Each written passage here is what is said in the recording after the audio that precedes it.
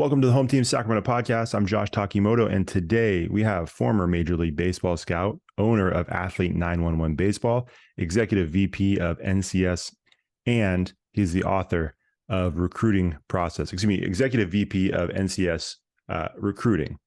Prospects. Thank you. I actually deleted that from the title, of course. So Butch Baccala, what's going on, Butch?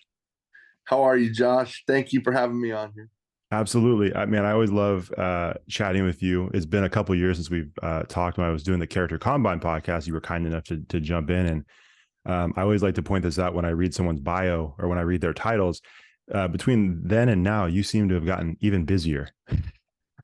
I'm trying. Yeah. I'm trying to stay young, 60 years old now. And no, just trying to do good things by baseball. Yeah. And help young kids with all the experience I've had over all these years, and just trying to, obviously I get paid for what I do with people, but I'm trying to give back as well. That's awesome. And we appreciate it. I love following all the stuff that you do because it's really clear. And I have a bunch of questions about this, but it is really clear with Athlete 911 Baseball that obviously you're posting a lot about your athletes, the games that they compete in, all of these different things. But I feel like one of the biggest things that you post about is the family element of your group. Like I feel like you guys are doing pool parties, you guys are doing barbecues, you guys are doing Christmas things. And it's obvious to me that sense of family and that sense of connectedness is really important to you, which I think is awesome, because I'm sure some people are like, hey, we're going to compete, we're going to train, and then, come back the next day to do the same thing. And there's not that family element. So like, why is that piece so important to you? No, it true. That's a great observation by you. And it is the only reason why I do it. We grew, so fast. And I got to the point where I had so many kids. I didn't know some of the kids, which I'm ashamed to admit. So what I did was I just took a look at it and it was just like, hey, I got to have some families not be a part of this. And I'm sorry, but I got to get this down to a number where I can know all the kids. I can make a difference in their life, hopefully. I have the coaches that are consistent, that are good people, that are trying to do the same things. We're trying to build ball players, but we're trying to build men that are going to love their wives, respect their families, respect people, be hard workers, all those things that encompass character, integrity. And I'm a huge believer that through sports, kids gather a toughness that carries them in their older life when things don't go great, when there is some anxiety moments, adversity. I believe they can pull back on the stuff that they get in youth sports and their high schools.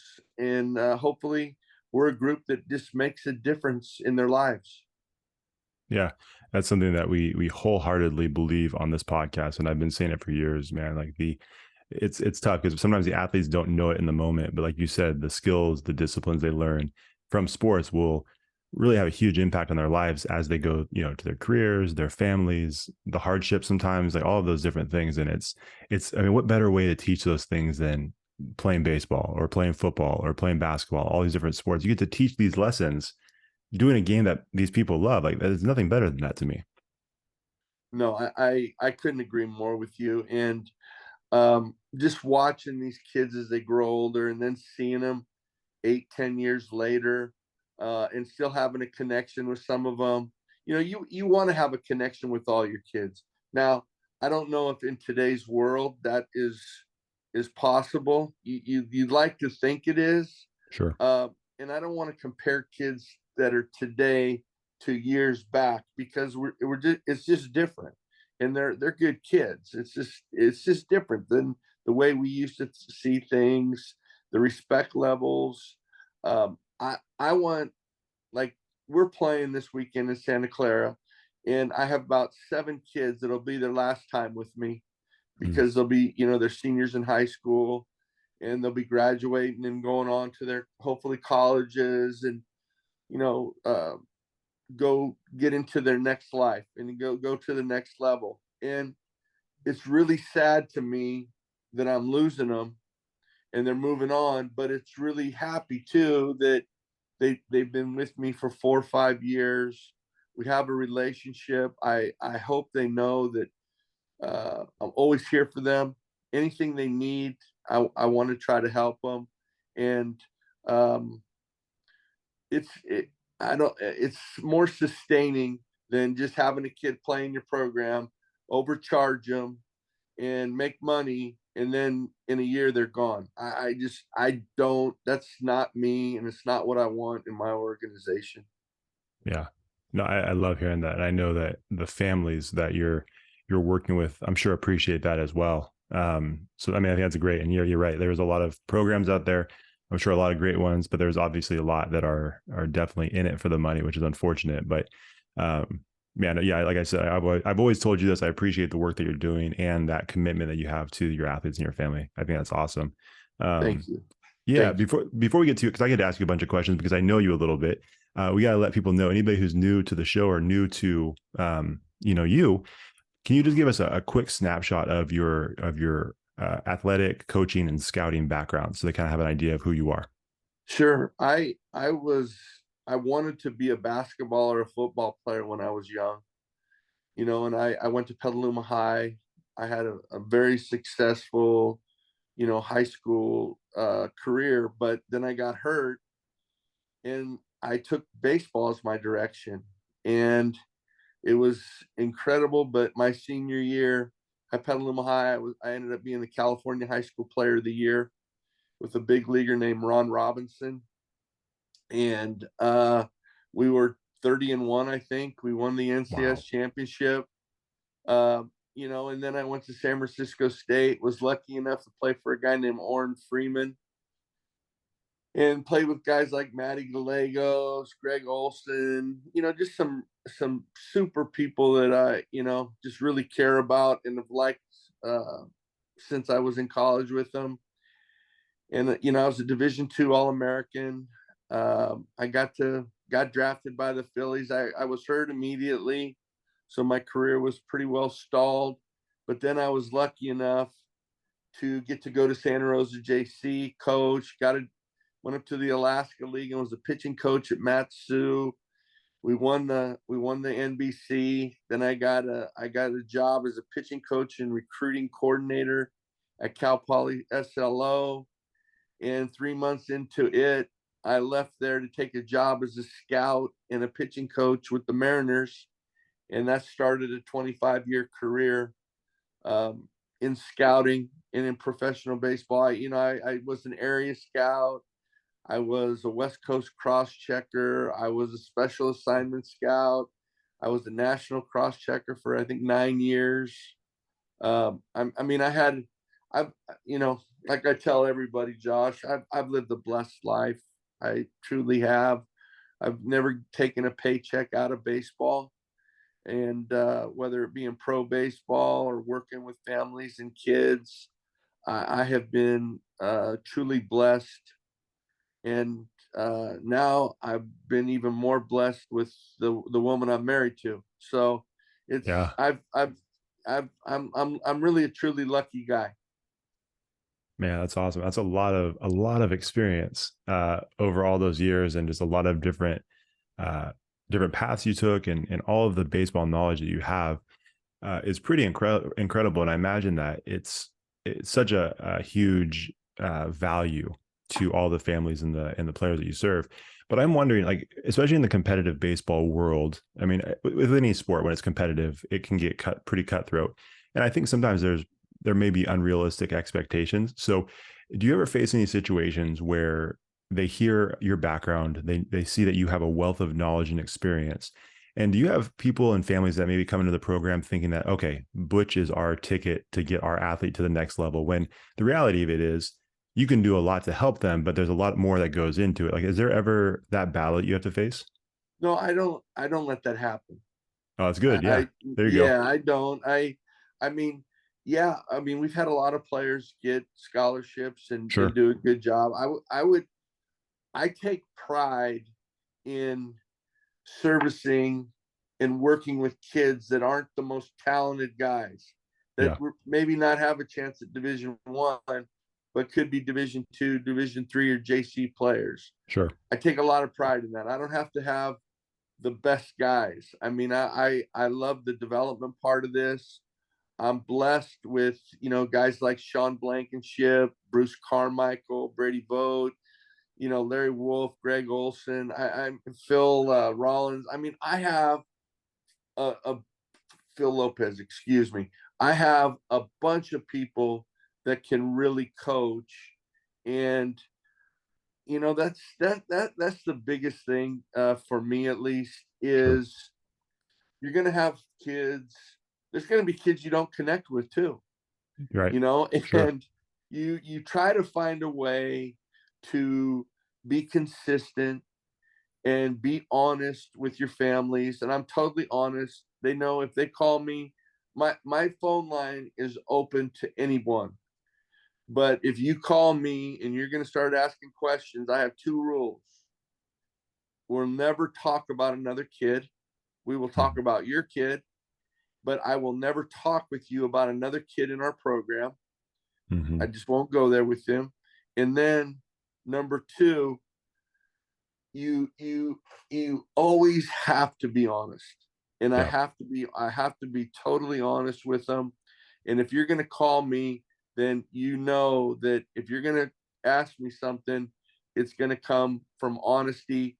And the one thing I try to do a good job of is evaluate with my eyes, not my heart, Hmm. because believe me, the relationships that I've formed with the Ethan Louis, the Jack Petersons, the Austin Tresslers, the Ian Coins, these kids that I absolutely love like they're my family. Um, I never want to hurt them, Sure. but it's it does them no good when you're lying to them and when you're telling them something that's not true. Right. So we take the right path. We're honest with our players, and like I have, Ian Coyne and Jake Redding and a kid named Cade Spomer. These guys are working their butts off. They're putting the time in to be good, Yeah. and I think in the end we'll be able to help them reach their dreams. So it, like I said, and I know I repeat it. It sounds, but it's I'm blessed. I'm lucky to work with such great families that care about and that's the one thing that I think people are missing in today's world. Coaches are, at least. Coach, I have a lot of coaches say, I don't let my parents talk to me. I just talk with the kid. And I think that's just totally ridiculous because the parents are part of the journey too, and they love their kids. Yeah. I mean, I have one rule with my parents is when they're with me, you let me coach them. Sure. You let my staff coach them. But when they get back in the car, they're yours. Mhm. Please make good choices in what you say to them or don't say to them. And it's worked for us. That's great. Yeah, it's man, that world is just so, from the conversations I've had with people that were in a similar situation as yourself, they own these different companies and they're a sports specific training facility. It's just a different world because you do have a lot of those different interactions. And I appreciate what you're saying about the parent is part of the process, but you do have some very clear rules. And I feel like those clear rules really help. And they seem to help the process to go a lot smoother. Especially your two rules when you're having those conversations. It's like, hey, number one, we don't talk about another kid, which I have no doubt in those worlds. It's, hey, my son would be doing better if so and so wasn't doing this, and it becomes this whole nasty thing. So I appreciate that rule for sure. And then also, you just tell them, hey, buckle up. If you ask an honest question, I'm going to give you an honest answer. And you're right. Like that's just the best way. Like, I'm sure there's a lot of, and I can't say this from my own experience, but I'm sure you can. Like, I'm sure there's some places and programs that would kind of string an athlete along. It's like, oh yeah, we can get you to that next level when the kid has no business getting to that next level, but because they see the money coming in, they won't be honest with the athlete or the parents because they want to keep them going along, and that's unfortunate. So I appreciate the honesty rule that you have. Thank you. Over the years, I've learned a lot the last 5 years about myself, about kids, about other programs. I really don't get into cutting down other programs Sure, because, I don't know their circumstances. sure, I'm watching a lot of programs that, in my opinion, are really trying to do a really good job. yeah, absolutely, And I think there's a lot of good people in baseball. And what they're trying to do is hopefully help the kid, and there is no agenda sure, involved. But any time that you charge people and you are running a business and you are being paid for it, it can be misinterpreted. sure, So, people think like we're playing in a tournament this weekend, and I charge everybody $100 for the tournament, and they think, oh, I'm going to make a lot of money. Well, the tournament's costing $925 to play in, then I got to pay my coach 300-400 bucks, and guess what? yeah, That money's eaten up. yeah, So sure, you try to be really fair, and I do try to be fair. I live in the real world where I work for the money I make, and I just try to respect the people that are in my organization because I know they all love their kids and they work hard. yeah. No, that's awesome. And like I said before, I have no doubt that they appreciate that for sure. Um, one of the things I was curious about, I wanted to pick your brain on. I feel like over the last however many years, maybe 10 years, I feel like Sacramento has just been creating a baseball player, like major leaguer after major leaguer. I mean, it just feels like it because I feel like, every time I watch a game, I'm a Giants fan. So anytime, Logan Webb pitches, they bring up the Sacramento thing. And then I feel like on the other team, there's always someone. It's like, hey, Rowdy Tellez from Elk Grove or Dom Nunez from Elk Grove. There's always somebody. So from your perspective, what is it about Like, why does this seem to be such a baseball player machine here in Sacramento? Well, I think it started years ago when Jerry Weinstein was Okay. at was at Sac City, Yeah. and then McKay, who's with the Mariners now. Yeah. There's been a lot of good coaches, Rick Shue, and Reggie Christensen now at Yeah. Sac State. I mean, there's good coaches. Sully at Sac City, Rich Gregory at Folsom. There's, I mean, really good coaches out there, and players, parents give their kids a chance to develop. They spend the money to help them develop. I mean, I was lucky. I watched Dom Nunez's development. I watched Rowdy Tellez's development. I saw Logan White when I was seeing Mitch Hart and Yeah. Logan White throwing 92, 95. And where did this guy come from? Right. And our scout was like, Yeah. oh my gosh. But I didn't know this about this guy. So um, I would be in total agreement with you. It has a chance to be a good baseball area because there's a lot of good programs, a lot of good baseball people in this area. The area code games, the professional scouts in this area all do a very good job. So when you have people like that that are leading it, and there are kids and their parents that are trying to help their sons get to that dream and goal, good things are going to happen. And California is a rich baseball environment. Right. Yeah. It's just sometimes when I think about it, I mean, I went to when Elk Grove was in however many years ago when they went to the, uh, not state championship, the NorCal championship.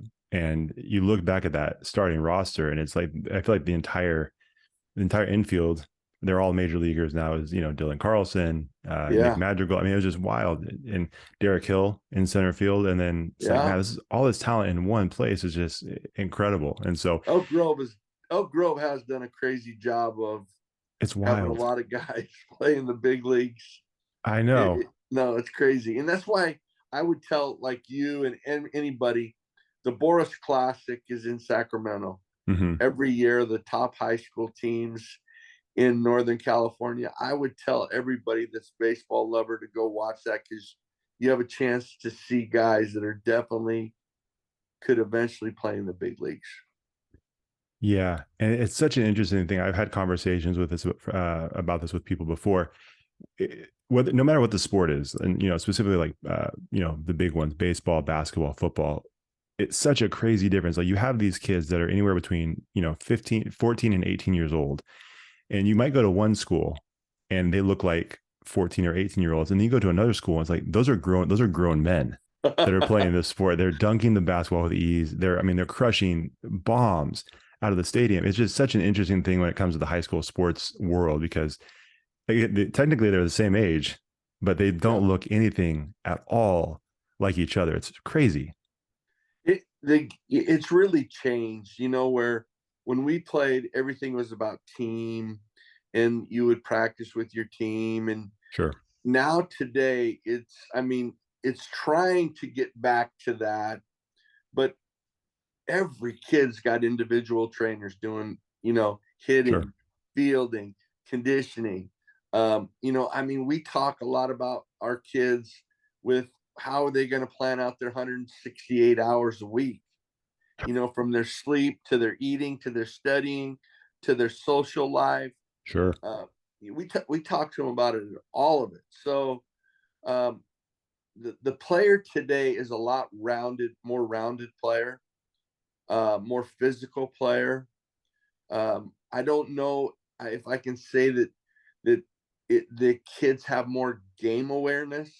Hmm. Sure. Where when we played, everybody knew how to play.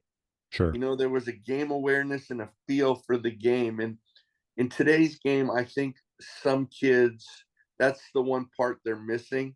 Hmm. And that's the one part, if you're missing it, it's going to be really hard to have success. Right. Yeah, and I was curious too, and I've never asked a baseball person this, but especially when it comes to the high, because our primary audience is the high school level athlete and coach.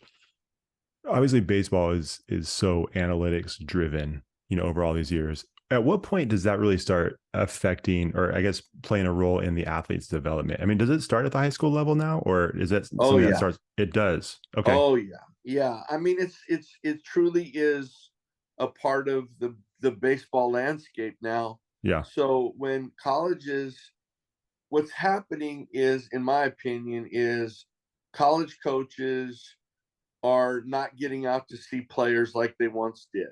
Hmm. Okay. So they have people that can read these analytics, which project to something, hopefully. Sure. And it's become such a different animal, that there's very few high school kids right now in today's baseball game that can go right to a Division 1 and start right away. Sure. With the transfer portal, it's just opened up for guys that it's almost like a farm system within a farm system within a farm system. The major Sure. leagues have the power fives, and that's who they're drafting from now.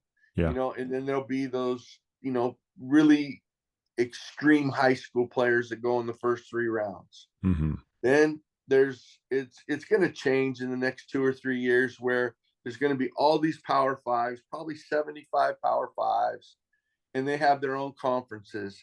And then all the rest of Division 1 baseball is going to become one double A. Hmm.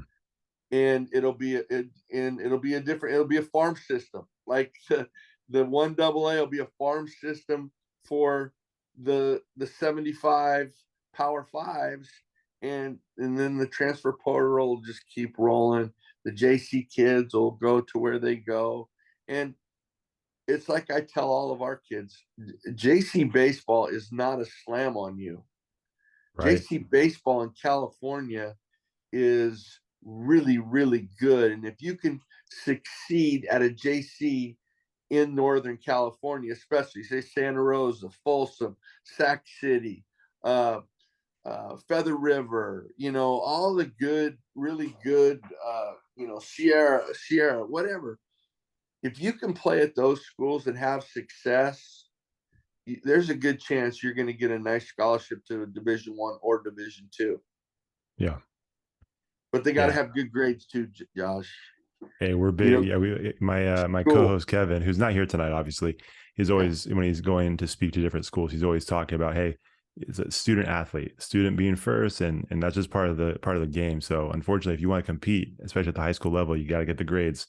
Otherwise, you're robbing yourself of an opportunity to compete. So, man, we're all about that here. So thank you for saying that, because it just reinforces, what we've been saying for this, whole process. But that being said, that brings me to my next thing. You were part of a book recently, co-authoring a book called "The Recruiting Process: A Baseball Recruiting Guidebook for High School Players and Their Families." Again, even in the title, you guys mentioned their families, and you wrote this with Walter Beatty. Yep. Um, and so that's the main thing. I saw you guys had done a book together, and I wanted to kind of pick your brain on this podcast, because obviously everything you just said is can potentially be part of the recruiting process, and an athlete's decision where to go, what to do, which path is right for them. It's Yep. really a lot that goes on. So, on top of I imagine, on top of all of the physical and mental training that you guys do for your ball players, some of these guys are going down this road where they're going to get recruited. And so I imagine that this book is a huge resource for them, because I imagine it can be a pretty complicated process. But what kind of led you to being a part of this book, and what is the recruiting process like from your perspective? Well, I will tell you this: Walter Beatty has lived it, Hmm. with his son Tyler, Sure. um, and his older son was a baseball player too. So um, this was a fantastic book written by Walter. I mean, this Walter is I mean, he is on the recruiting, and trying to help families understand the youth baseball landscape. Sure. My stuff in that book is all the pro stuff, Sure. the evaluation part of it, what people are looking for per position. I mean, pages 11 through 29 are me. Okay. And then I would say, there's a lot of stuff in there from our podcasts, advice from coaches. Yeah. The podcasts were incredible, Yeah. from the standpoint of, we're talking to Jay Johnson, we're talking to Tim Corbin, we're talking to Jim Foster, we're talking to these outstanding coaches that all coach at different levels, but they're giving kids and their families just tremendous information about recruiting, about what they're looking for, about the things that are important. Right now in the baseball world, these kids that are signing as 14-year-olds in eighth grade. Hmm. Perfect Game just had a big a big podcast about what school an eighth grader was going to pick, and Jeez. yeah, ridiculous. Yeah. But it's what parent who is helping their kid meet their goals. It's very hard to tell their kid who University of Tennessee wants to commit him in eighth grade, and to tell him, no, you can't sign that deal. Hmm. You can't take that deal. Well, we all know that what's shown through data and numbers is that many of these kids sign as eighth graders, then they're let go before they even get to school, or they're there the first year and they're transferring immediately. Hmm. So what the recruiting process, what needs to happen is the NCAA needs to step in and be who they are, the sanctioning board of collegiate sports. Yeah. And they need to not let kids sign until they're at least juniors in high school. Right. Not let that whole recruiting process. There's so much pressure on kids because of social media. These kids are watching all these different guys TikToks. They're reading everything with what guys signing on Twitter. It creates a lot of pressure for kids to try to keep up with kids. Sure. And the kids that are signing in eighth grade are just elite type players. I mean, elite in those people's eyes that are committing them. The problem with the whole committing arena is they can walk away from them anytime they want. Hmm. The school can't. Right. And unless in eighth grade they were going to make a money offer and put some money behind it with a percentage, then the colleges have nothing to lose. Sure. Those guys are all making over $1 million now a year as coaches in college. So it's not their fault. They're just competing to Sure. try to stay the best. I Right. mean, like, I love Jay Johnson. I feel like he's one of the best baseball people in the country. Tim Corbin, John Savage, Yeah. those guys, they have to do it. They're trying to keep their jobs. They want to feed their families, Sure. and they're just doing what everybody else is doing. And if the rules change, then they'll do what everybody else is doing then. Right. So Man. Yeah. It's such a wild thing. I will ask you this, because I mean, obviously you've been doing the scouting thing for such a long time. Um, and obviously your knowledge of the game is way, way broader than mine. But I kind of feel like the first time I ever saw someone that was highly recruited at a really young age was Bryce Harper. And I feel like that was the one that was kind of a big deal. The next guy obviously has worked out pretty well. But I feel like he started getting a lot of hype. I mean, was there anybody prior to that that was at that same level where at such a young age they were getting that much publicity?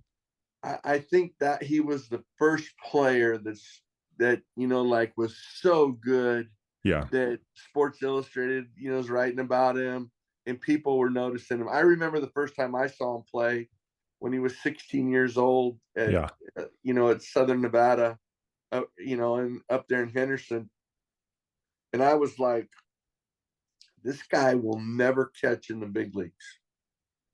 That's right. I Because he could started as a I catcher. I could not believe how much he flinched, closed his eyes, dropped his head. Yeah. I mean, he was terrible behind the plate, but as terrible behind the plate, he was just that good as a hitter. I Yeah. mean, it was violent, it was fast. I mean, he was an incredible hitter. Yeah. And, I mean, it's funny. It's what Perfect Game has created through many years you know, of having a business and doing a great job for kids Sure. is it's just gotten way out of hand. Sure. It's Sure. just gone over the top. When you're in the eighth grade and you're having guys announce their signing Yeah. over, and it's just like the hats all lined up, and the guy picks a hat, puts it on his head, and then he changes, and I mean, it's just gone a little overboard. No, yeah, I agree. I'm not even part of that world, but just hearing what you're saying, it just sounds, I mean, sounds insane to think that an eighth grader who really doesn't even know who they are at that point, right? They're still trying to figure out life. My sister's a middle school math teacher, and some of the Right. stories she tells us, she's like, this is a wild age. They don't even, I mean, you know what I mean? They don't know who they are. They're still like little kids, but like you said, now you have them sitting in front of this row of hats with microphones in their face, cameras, and they're making this massive decision. It is a pretty wild thing. And like you said, I can't imagine that's a great thing for their mind. No, I mean, you think about it. They probably have never kissed a girl. Sure. They probably have never been on a date. Yeah. They probably have never cooked eggs themselves. Sure. They've never written a check. Yeah. They Yeah. don't drive. Yep. I mean that it's happening way too fast. Right. And if the NCAA did do what they did with softball, change the whole softball rules, and made it they couldn't be recruited till they were at least juniors, Sure. it would definitely change and help the landscape of youth baseball. Yeah. Well, I guess fingers crossed that it gets back to that point, because I feel like, yeah, for me, just from the outside, it just seems crazy. It seems like nonsense, but you know, yeah, hopefully. But again, that's why we have great organizations like yourself that can kind of walk people through that process and hopefully help them avoid some of the hazards that come along with that whole world. Um, Let me ask you this, just kind of on a different note. Through all years of scouting, it's a two-part question, kind of the same. Uh, who is? And I'm sure I've asked you this question before, but who is the best player that you ever saw as you were scouting? The best player you ever saw while you were scouting, and then who's your all-time favorite ball player? Okay, that's a good question. Tom Seaver is by far my favorite player of all time. That's okay. That I have asked you this before. I do remember you saying Seaver. That's right. I Seaver is, 41. I grew up as a kid loving him, and just unbelievable. The highest report on a player that I ever wrote was on a guy at Stanford named Mike Mussina. Yeah, I'm familiar. Yeah. Pitched with the Yankees in Baltimore, Mm-hmm. and I think he's in the Hall of Fame. Yeah. And I put a Hall of Fame number on him when I wrote him up. Wow. Yeah, the best player I think I ever scouted, who I absolutely loved, was Eric Chavez. Really? I loved him Yeah. when he was in high school at Mount Carmel, down in San Diego. I can just remember watching him playing the area code games, and then in high school, and just thinking, this dude can roll that pole. Yeah. Bryce Harper. Yeah, you could. I would probably say he's the best hitter I've ever seen. Sure. But Eric Chavez was a shortstop in high school. He could do everything. He left-handed hitter. A tremendous pick by the A's to get him in the 10 hole. Yeah. And then the other guy that I really liked, who he was two guys, pitchers that I really liked, was Hamels, Cole Hamels. Cole Hamels. Yeah. He had the best changeup I ever saw in a high school kid. And then Zach Greinke.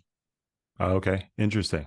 Yeah, he was good. And I'm forgetting the other one was the kid from Texas, who I absolutely love, and Beckett. Oh, Josh Beckett. Josh Beckett. Yeah. Those, you remember some of your scouting reports, and I got a lot of reports I can go look at, and those were the guys that I probably had the best reports on and ever wrote about. Okay. Interesting, man. I'm we only have about like 10 more minutes. We could do a whole podcast on just this because I have so many questions. But is there an athlete? Not saying that you were wrong on your reporting, but like, was there an athlete, like, who was the biggest surprise? One person you thought, I don't know, and then all of a sudden they became something that you weren't expecting. Well, there's more than one, believe Sure, me. sure. But I really missed on Jacoby Ellsbury. Oh, interesting. Okay, Really missed on him. sure. I did not like him at all. I thought he was going to be a fourth or fifth outfielder. Okay, really. Yeah, I just was not on him. And then there's other guys you turn in. In a major league grading system, there's first rounders, then there's second, third rounders, then it goes 4 to 7, 4 to 8, and then 9 to 15. Okay. So I had guys that I had in like 4 to 7, and I Yeah. liked them, Yeah. but I didn't love them. Sure. That ended up going in the first or second round. And so I would say, when you got a guy that you like in the fourth to seventh round, and he goes in the first round, then he ends up becoming a really good player. Yeah. Um, I'd say that's a miss. Sure. you know, Yeah. and I missed. Believe me, I was a good scout. Yeah. I was never afraid. I was never afraid to put my opinion out there. And when you do that, you're gonna miss. Oh yeah. Well, especially for as long as you've been doing it. I mean, it's just going to happen, but that's gotta be tough though, because I mean, you guys are at the end of the day, you guys are competitors. When you are recruiting, when you guys are scouting, you're competing. And Yeah. so I imagine that when you hit on someone, it's like you feel pretty good. And then when you miss, it sticks with you like any other competitor. No, it's funny because I had two players that I was kind of alone on in the draft room, and not many of the people that were side by side with me. You know, one was Mike Leake. Okay. Yeah. Sure. I loved Mike Leake. I fought for Mike Leake, and I was like 7 to 1. Our guys wanted Alex White, Okay. and and I our guys were comparing Alex White to John Smoltz. Oh, And I said, geez. guys, I worked with the Braves. Yeah. And this guy is not even close to John Smoltz. I mean, guys, this you're talking about a Hall of Fame pitcher, a guy that is gonna, just in playoff games was incredible. Right. So we got Mike Leakins at number 7. I Yeah. was able to. We had a meeting the night before the draft, and I was able to convince our owner that he was the right guy, and I won that. We got him in the 7th pick. See, that feels If good. he was exactly Yeah. so, and then the other guy that I really liked that ended up having a nice career was a guy named Zach Cozart. Oh yeah. Um, Sure. Shortstop. we Yeah. we weren't, yeah, shortstop, but from University of Tennessee. Um, I seen him the summer before at the USA, on the USA team, and liked him, put a good follow on him. And then we didn't have any action on him. Our scouts really weren't on him. We had one guy that was on him and did a really good job, but nobody else was on him. So they shot me in there at the end of the year in a 3-game series, and I absolutely loved him. And Yeah.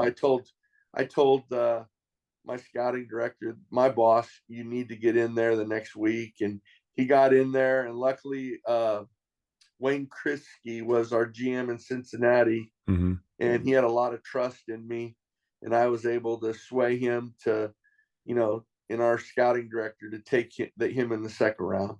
Yeah. So, and he ended up being played in an all-star game, I think. Yeah. Absolutely. Man, that's such a crazy world. Seeing all this talent, and it's a part of your job, and every day you're seeing these guys, and some of them make it big. It's such a cool thing to be a part of. I got a few more questions for you before we get you out of here. Like I said, I could talk your ear off about baseball forever, but I know you've got stuff to do, and I want to make sure I'm respectful of your time. But You're respectful. I appreciate that. One question before we get on to the last two questions. Just me selfishly as a Giants fan.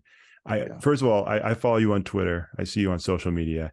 It seems like you get the most. I don't want to say hate, but you get a lot of heat from Giants fans. It seems like, because you're very honest about where the team's currently at, and I see it. And I'm like, man, this is going to rile some people up. I appreciate what Butch is doing. He's giving us an honest assessment of where the Giants are at. But where are we at, Butch? Where are the Giants at right now? Because I feel like I need to hear it from a scout, because it doesn't feel great right now. But where are we going?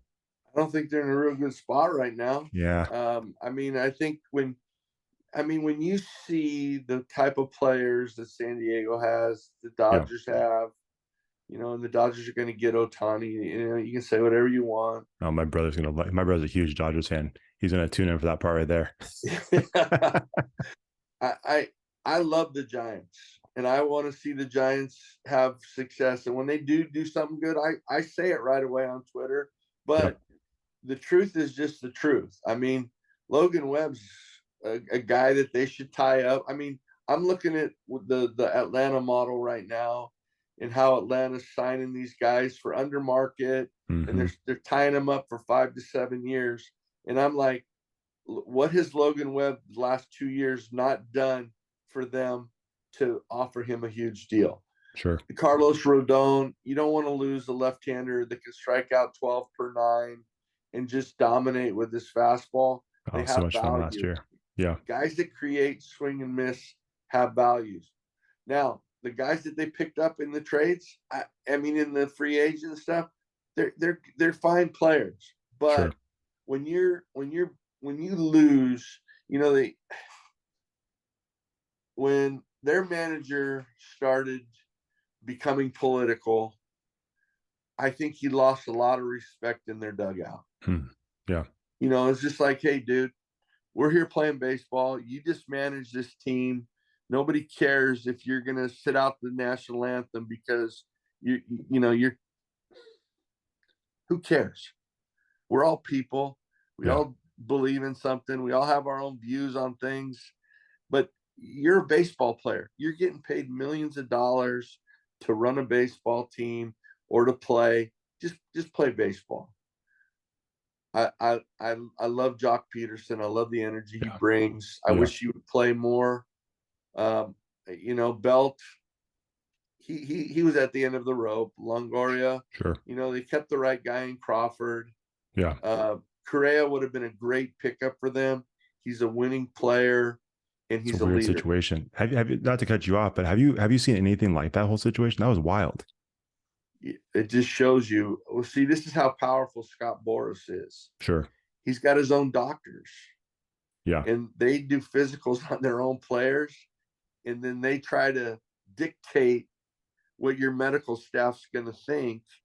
And Scott's powerful, but when a guy has that, he has an injury. So it made sense with the Twins Sure. because they had offered him a deal anyway. They Right. wanted him. They had him. They knew his whole medical background.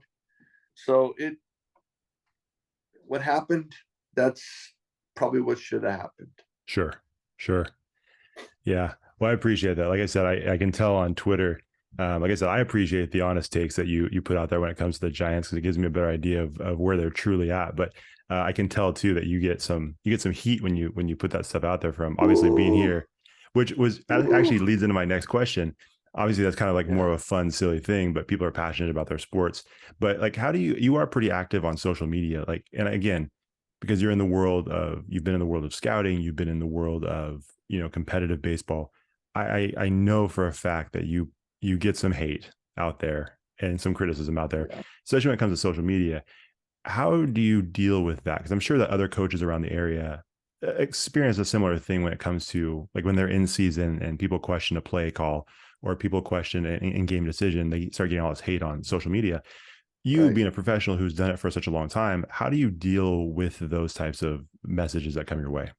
I first of all, I don't cut down high school coaches. Yeah, If I do anything, I go after the pro guys, sure, the Trevor Bowers of the world. And, I sure. mean, I took so much heat over giving Trevor Bauer so much crap, Yeah, but he yeah, deserves it. He's not a good person, yeah, and he's a bad guy. When you hit women, you're a bad guy. I don't care what anybody says. All these guys are making excuses for him.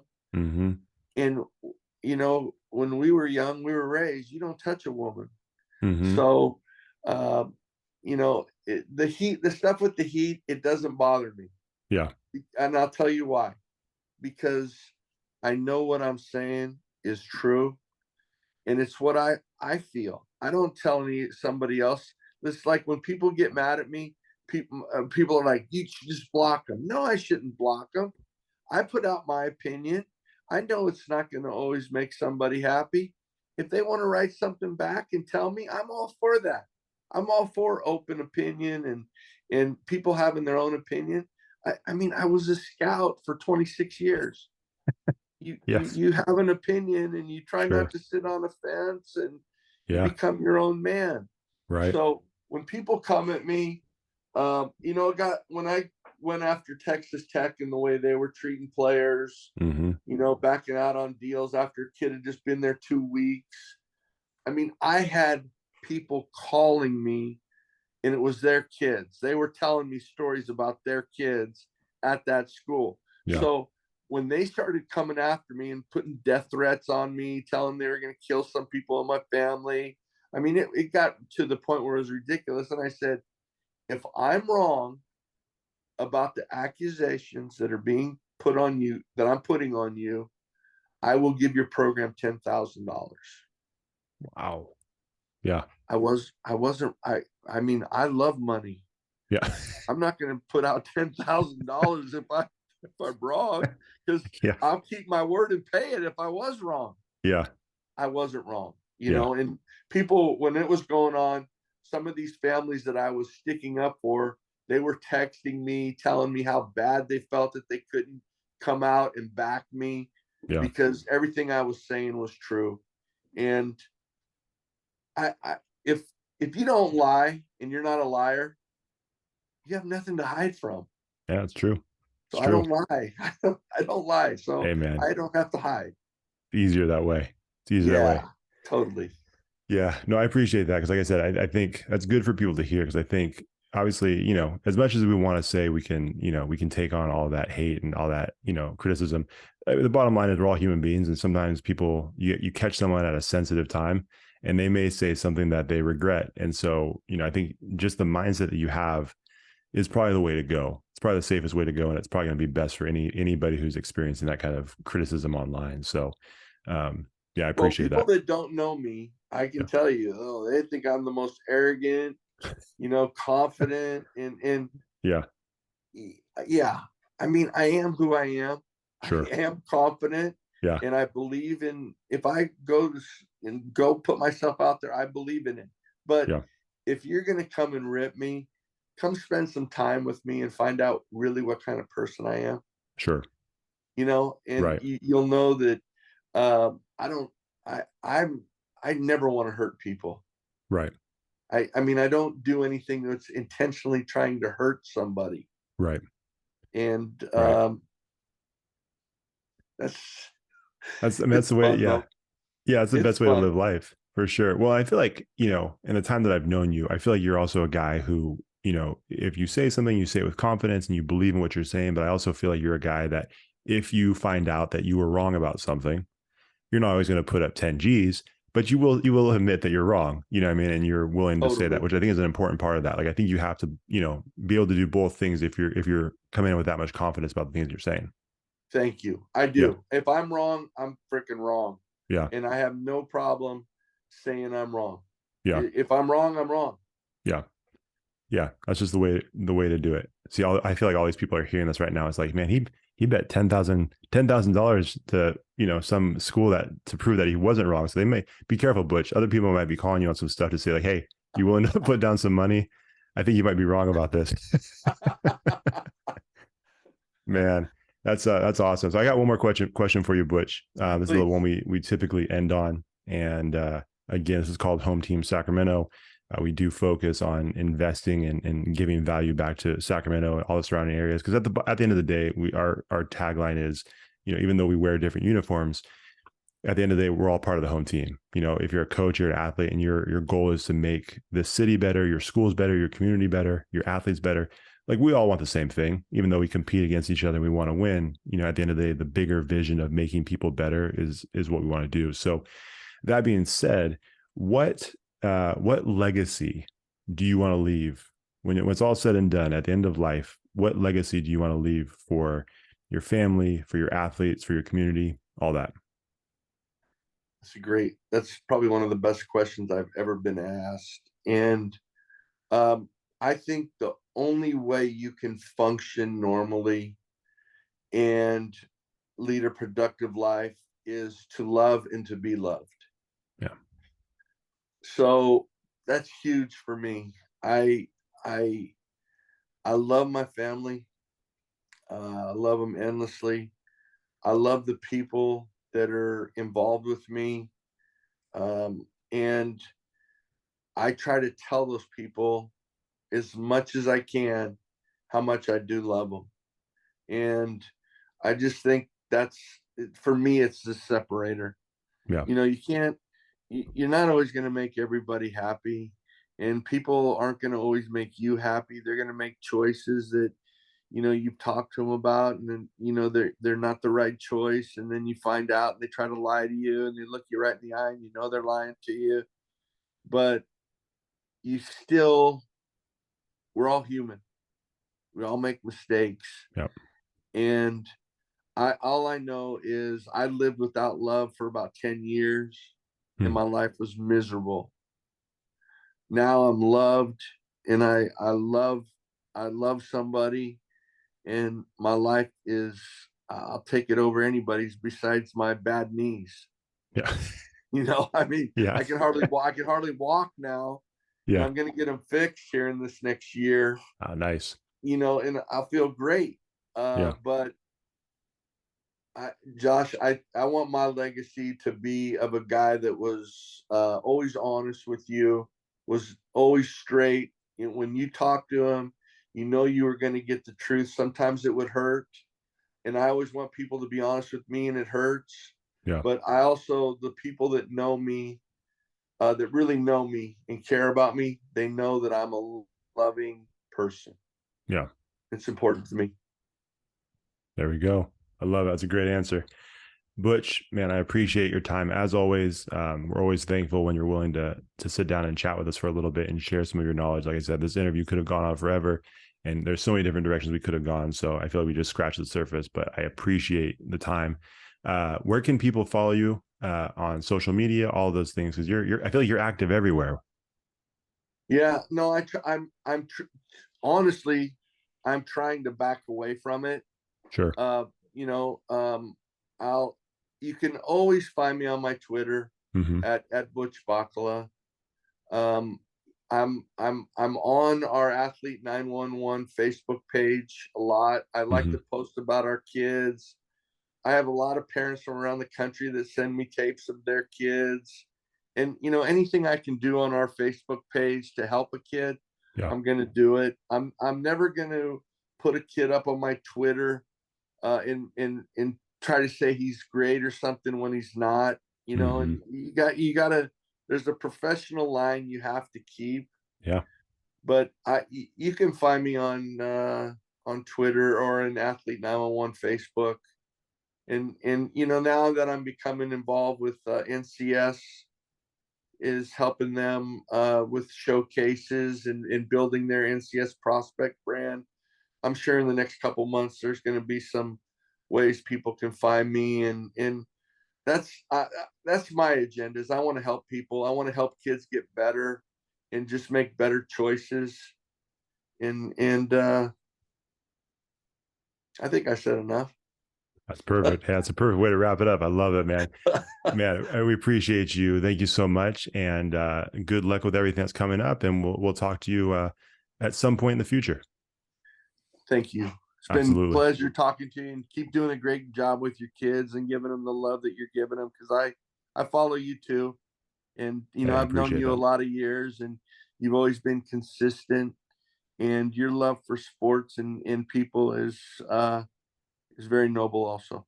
Well, thank you very much. I'm going to cut that and play it for my wife after this. It's like, hey, did you hear what Butch said about me? Look at all these kind words. So It's the truth, Josh. I appreciate that, man. Thank you very much.